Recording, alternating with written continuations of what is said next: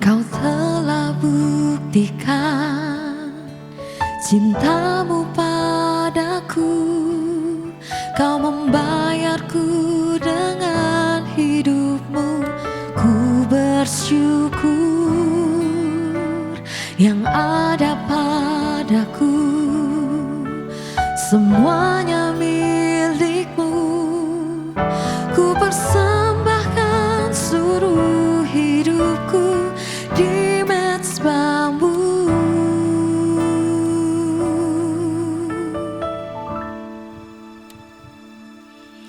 Hanya Kau yang menjadi tempat jawaban.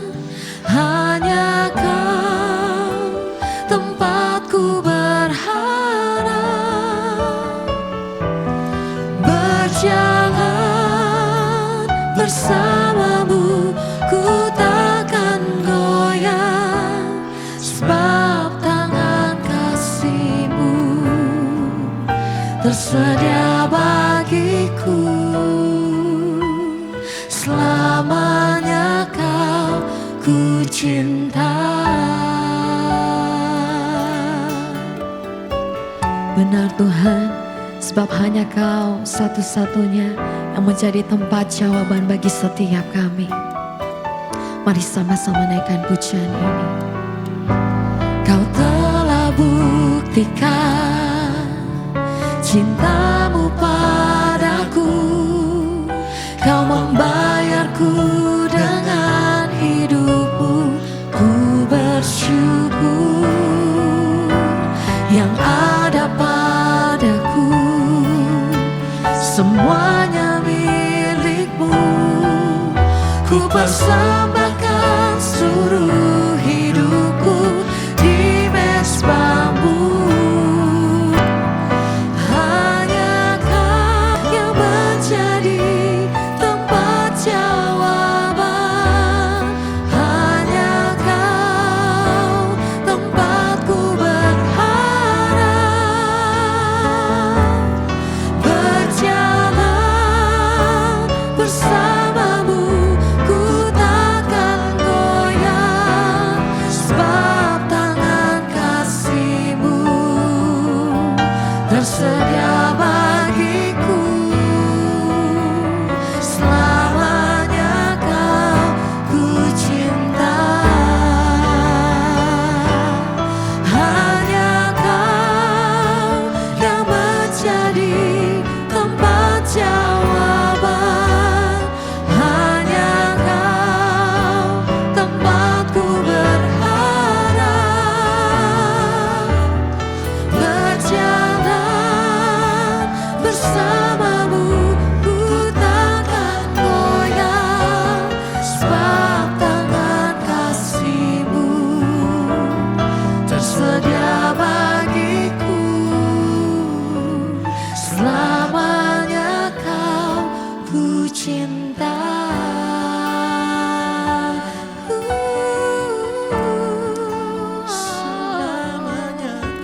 Kami berikan hati kami bagi-Mu Tuhan. Kau telah buktikan cintamu padaku. Kau membayarku dengan hidupmu.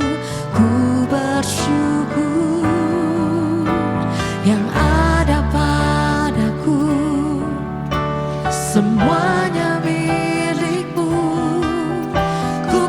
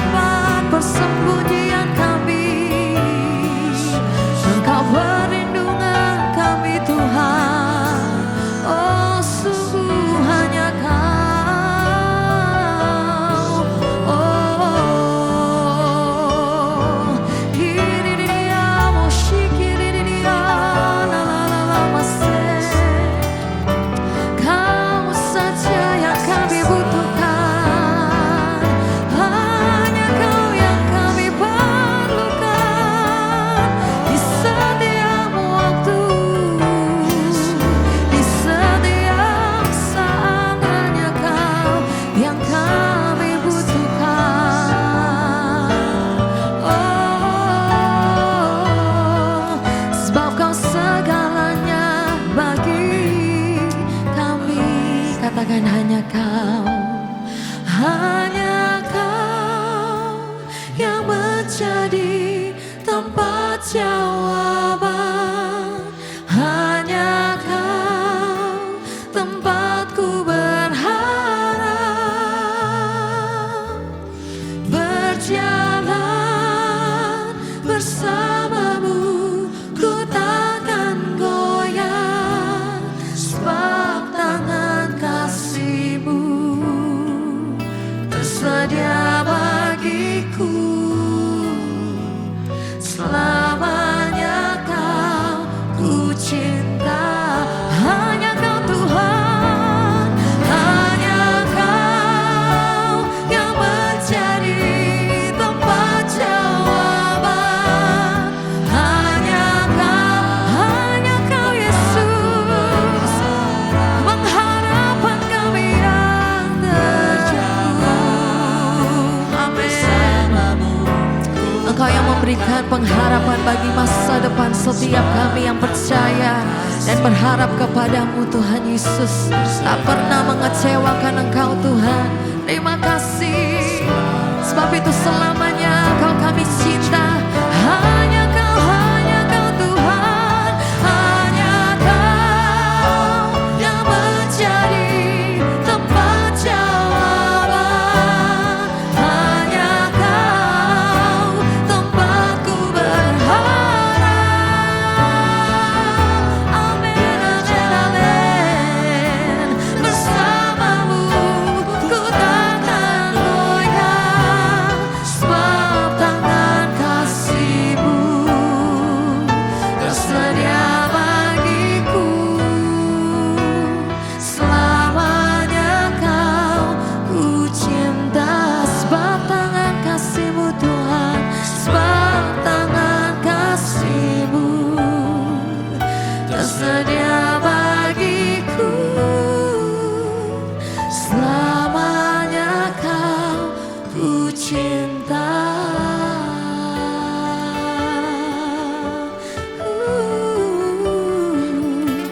Selamanya hanya Kau yang menjadi cinta sejati kami. Sebab Kau anugerah terindah, sebab Kau anugerah terbesar bagi kami.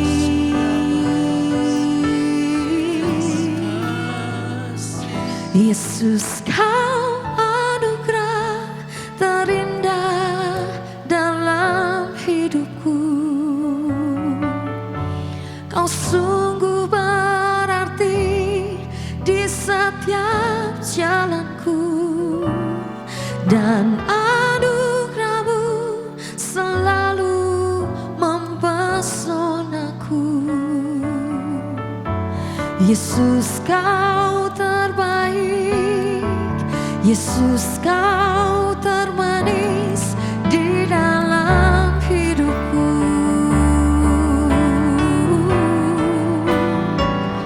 Yesus, Kau anugerah terindah dalam hidupku. Kau sungguh berarti di setiap jalanku, dan anugerah-Mu selalu mempesonaku. Yesus, Kau terbaik, Yesus, Kau termanis di dalam hidupku. Katakan Kau Yesus, anugerah terindah. Yesus, Kau anugerah terindah dalam hidupku. Kau sungguh berarti di setiap jalanku, dan anugerah-Mu selalu mempesonaku. Yesus, Kau terbaik, Yesus, Kau termanis di dalam hidupku. Katakan Engkau Yesus, anugerah yang paling terindah bagi kami Tuhan.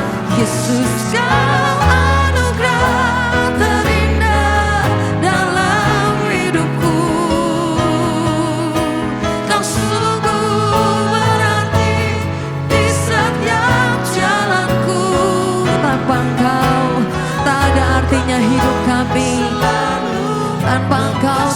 Yesus, tak ada artinya hidup kami. Yesus, Kau terbaik. Yesus, Kau termanis di dalam hidupku. Mari dengan lembut katakan kepada Tuhan. Yesus, Kau anugerah terindah dalam hidupku. Kau sungguh berarti di setiap jalanku, dan anugerah-Mu selalu mempesonaku. Yesus, Kau terbaik.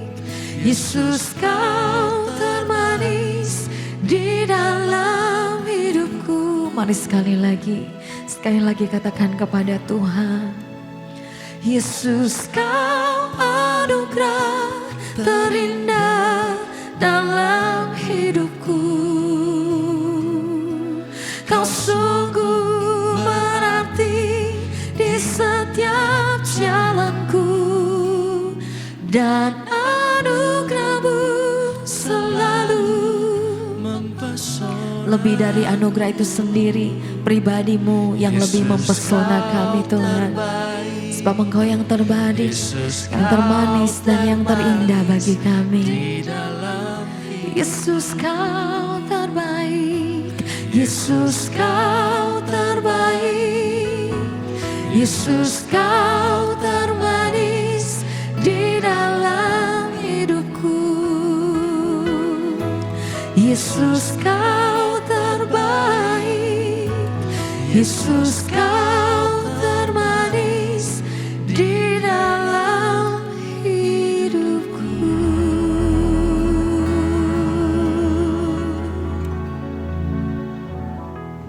Shalom saudara, dalam Devotion Room kali ini kita akan merenungkan satu ayat firman yang saya rasa sangat relevan dengan kondisi kita hari-hari ini, mengenai hubungan suami dan istri. Saya akan bicara dari 1 Petrus 3 ayat yang ke-7. Saya bacakan. Demikian juga kamu, hai suami-suami, hiduplah bijaksana dengan istrimu sebagai kaum yang lebih lemah. Hormatilah mereka sebagai teman pewaris dari kasih karunia, yaitu kehidupan, supaya doamu jangan terhalang. Saudara, dalam ayat ini begitu banyak kebenaran firman yang bisa kita renungkan. Memang dalam pemahaman masyarakat di zaman dulu, saudara, secara umum, dan saya rasa mungkin juga berlaku sampai sekarang, wanita secara umum, in general, dipandang secara fisik lebih lemah daripada laki-laki. Makanya hari ini kita juga punya cabang olahraga yang membedakan olahraga laki-laki dan olahraga perempuan. Badminton laki-laki, ganda putra, ganda putri, walaupun juga ada yang campuran. Tetapi saudara, dalam ayat ini, kata hiduplah bijaksana itu diartikan juga sebagai live in understanding, considerate, being considerate, penuh pemahaman. Kenapa saudara kita perlu memahami? Karena mereka adalah sebagai kaum yang lebih lemah, saudara. Ya, secara umum, sekalipun bukan berarti wanita itu inferior, saudara. Bukan berarti wanita itu inferior. Justru di sini Petrus ingin menekankan, hai kamu, kaum para suami laki-laki, hiduplah dengan bijaksana, penuh perasaan, mengerti apa yang istrimu itu butuhkan. Bukannya secara otoriter, memaksakan kehendak kamu kepada istrimu.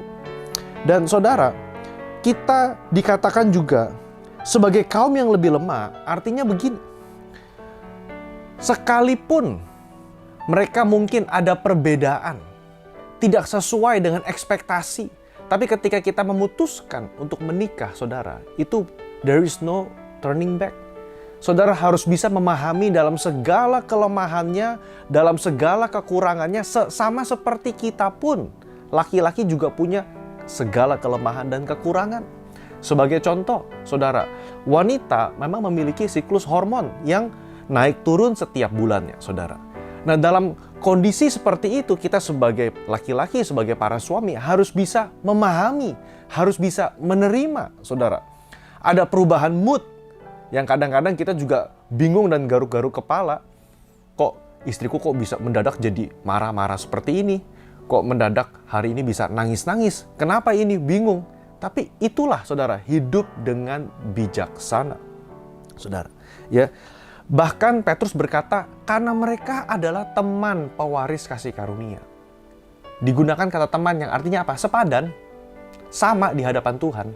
Saudara, yes, laki-laki, suami adalah kepala keluarga. Tetapi dalam menerima kasih karunia, yaitu kehidupan kekal, baik pria maupun wanita adalah sama di hadapan Tuhan.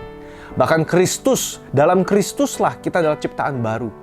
Tidak ada lagi laki-laki, tidak ada lagi perempuan, tidak ada lagi tuan, tidak ada lagi hamba. Semua sama, ciptaan yang baru.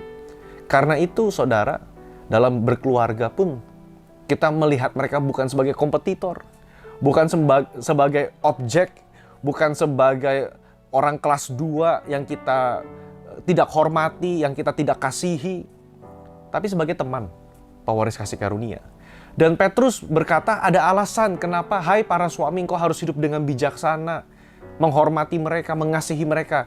Dikatakan agar doamu jangan terhalang, saudara. Agar doamu jangan terhalang. Saya catat di dalam perjanjian baru setidaknya ada beberapa hal yang membuat doa kita nggak didengar oleh Tuhan. Dalam Mazmur 66 ayat 18, karena ada niat jahat. Ada niat jahat dalam hati kita, sehingga Tuhan nggak mendengar doa kita. Mungkin kalau kita ada niat jahat kepada pasangan kita, juga pasti Tuhan nggak dengar doa kita. Di dalam Lukas 22 ayat 42, karena apa yang kita mau doakan tidak sesuai dengan kehendak Tuhan. Yesus memberikan contoh, Bapa, bukan kehendakku yang jadi, melainkan kehendakmu. Kalau kita berdoa yang sudah jelas-jelas bertentangan dengan firman Tuhan, pasti Tuhan nggak jawab. Dan saudara, yang ketiga, di dalam Yakobus 4 ayat 3, ternyata kita berdoa meminta sesuatu untuk memuaskan hawa nafsu pribadi. Kita egois. Doanya selfish. Tuhan juga nggak jawab, saudara. Sesama pasangan suami istri kita berdoa, Tuhan kasih dia penyakit. Wah, udah pasti Tuhan nggak jawab doa itu. Dan terakhir saudara, dalam ayat yang kita baca 1 Petrus 3 ayat yang ke-7. Agar doamu jangan terhalang. Artinya apa? Kita sebagai suami harus bisa mengasihi, harus bisa menghormati, hidup dalam kebijaksanaan. Nah saudara, bagaimana caranya untuk kita bisa hidup sebagai teman pewaris kasih karunia? Ada beberapa langkah praktis saudara yang saya mau sharing. Yang pertama, mari kita mulai dengan adanya kejujuran, keterbukaan. Honesty adalah fondasi di mana kita bisa saling percaya. Bagaimana mungkin kita bisa saling menghormati kalau sudah tidak ada rasa saling percaya antara suami dan istri? Karena itu, saudara, keterbukaan dan kejujuran sangat penting. Lalu yang kedua, saling memaafkan dan mengampuni dalam hubungan suami istri. I know this is hard, saya tahu ini susah. Mungkin kita sebagian berkata, Pak, saya sudah berusaha mengampuni dia berkali-kali, tapi tetap aja nggak bisa. Tapi Yesus berkata, ampunilah 70 kali 7. Artinya apa? Terus menerus mengampuni. Ketika kita memutuskan untuk menikah, artinya saudara sudah setuju tanda tangan bahwa kita harus mengampuni lagi dan lagi dan lagi. Sampai maut memisahkan kita. Yang ketiga, dikatakan kasih menutupi banyak pelanggaran. Yuk, perkara besar, masalah besar kita kecilkan. Hal-hal yang kecil, sudahlah. Kita tutup saudara. Hal-hal yang kecil, bukannya kita pandang remeh, bukan. Tapi tidak perlu diperbesar. Kita bisa memutuskan dari diri kita untuk bisa mengasihi dan mengampuni. Mungkin ada hal-hal yang sulit dirubah, sebagaimana kita pun punya hal-hal yang sulit dirubah. Disitulah kasih menutupi banyak pelanggaran. Lalu langkah yang terakhir saudara, ada kesepakatan dalam pernikahan. Terutama sepakat dalam mengelola keuangan. Saudara, hidup bijaksana artinya kita juga perlu secara bijaksana mengelola keuangan bersama sebagai suami dan istri. Ini berlaku bagi istri, berlaku bagi suami. Harus ada kata kesepakatan bagaimana kita mau mengelola keuangan kita. Nah itulah saudara, renungan kita hari ini yang diambil dari 1 Petrus 3 ayat yang ke-7. Saya berdoa, sungguh-sungguh Tuhan memberkati setiap pernikahan, setiap keluarga yang mendengarkan ini.